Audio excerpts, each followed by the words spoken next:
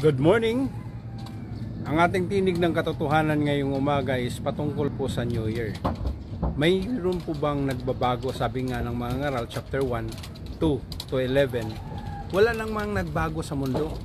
Yung mga prutas, marketing strategy para mabinta, lahat ng mga pinaniwalaan ng tao ay hindi naman talaga nakakatulong upang baguhin yung ating buhay, upang i-improve yung ating pagkatao.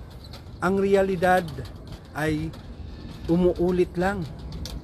Ang mga paniniwala ay naging basihan lang para sa mga tao na hindi nakaranas ng totoong relasyon sa manlilikha.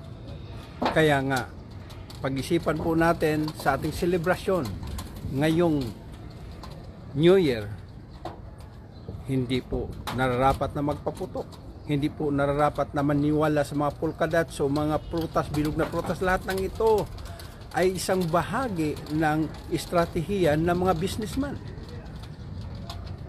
Ang dapat pagtuunan natin ng pansin, pagtibayin ang relasyon mo sa Diyos, dahil ito ang magbibigay sa iyo ng tunay na pagpapala.